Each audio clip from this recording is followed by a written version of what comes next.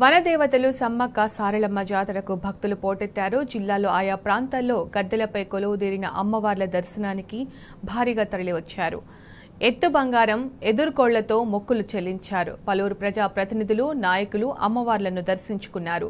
జాతరలో అవాంఛనీయ ఘటనలు జరగకుండా పోలీసులు బందోబస్తు ఏర్పాటు చేయగా వైద్యాధికారులు శిబిరాలు ఏర్పాటు చేసి వైద్య సదుపాయం కల్పించారు.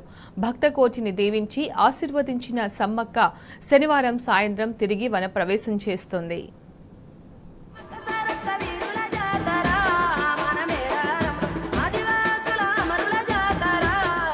సమ్మక్క సారలమ్మ నామస్మరణతో మేడారం ఉప్పొంగింది. సమ్మక్కకు సారక్కకు అంటూ గద్దెల ప్రాంగణం మార్మోగింది. శివసత్తుల పూనకాలతో వనం దద్దరిల్లింది. చీర, సారే, నిలువెత్తు బంగారం, ఎదుర్కోళ్లు, ఒడిబియ్యం, కొబ్బరికాయలు, తీరొక్క రూపాల్లో భక్తులు అమ్మవార్లకు మనసారా మొక్కులు చెల్లించుకున్నారు. శుక్రవారం ఒక్కరోజే సుమారు 60 లక్షల మంది మొక్కులు చెల్లించుకోగా ఇప్పటి వరకు ఈ సంఖ్య 1.5 కోటి చేరినట్టు అధికారులు అంచనా వేశారు. అమ్మల ప్రసాదం కోసం భక్తులు పోటీపడ్డారు. పసుపు కుంకుమ కోసం పరితపించారు. పవిత్ర మాఘశుద్ధ పౌర్ణమి రోజున వనదేవుళ్లు సమ్మక్క సారలమ్మ, పగిడిద్దరాజు, గోవిందరాజులు గద్దెలపై కొలువుదీరడంతో దర్శనం కోసం భక్తులు భారీగా తరలివచ్చారు. శుక్రవారం ఉదయం నుంచే క్యూ లైన్లు, గద్దెల పరిసరాలు భక్తులతో కిక్కిరిసిపోయాయి.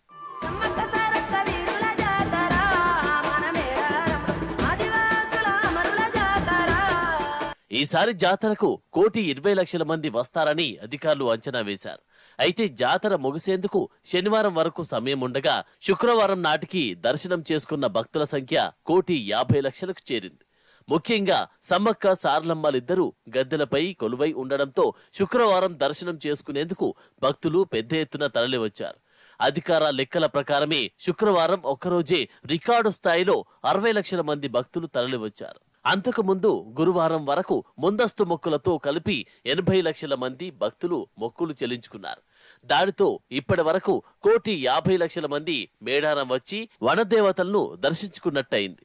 జాతర చివరి రోజైన శనివారం కూడా ఇదే పరిస్థితి కొనసాగనున్నది. మన రాష్ట్రంలోని వివిధ ప్రాంతాలు, ఛత్తీస్గఢ్, మహారాష్ట్ర, ఒడిశా, మధ్యప్రదేశ్ నుంచి వచ్చిన గిరిజనులు సాంప్రదాయ పద్ధతుల్లో డప్పుల మోతలు, బాకాలు, బూరాలన దాలతో వచ్చి అమ్మవార్లకు మొక్కులు చెల్లించుకున్నారు.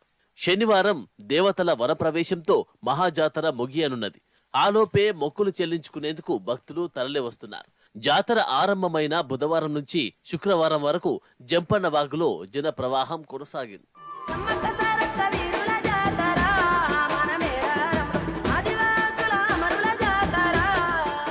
మేడారం సమ్మక్క సారలమ్మ భక్తులపై పోలీసులు లాఠీ జులిపించారు.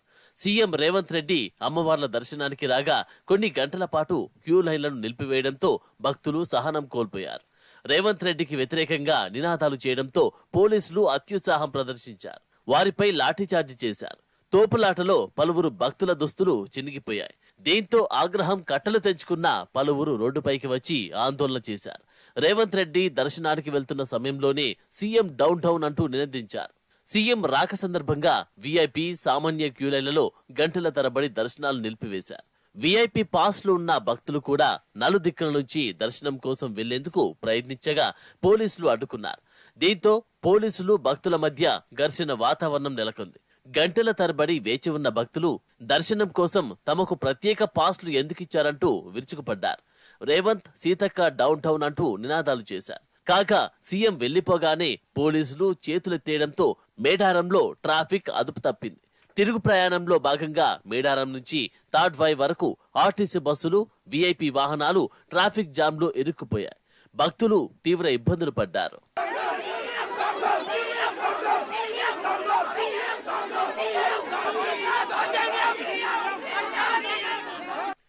భక్త కోటిని దీవించి ఆశీర్వదించిన సమ్మక్క శనివారం సాయంత్రం తిరిగి వనం ప్రవేశం చేస్తుంది. సారలమ్మ కన్నెపల్లికి వెళ్లిపోతుంది. పడిగిద్దరాజు పూనుగుండ్లకు, గోవిందరాజులు కొండాయికి అదే సమయంలో వెళ్లిపోనున్నారు.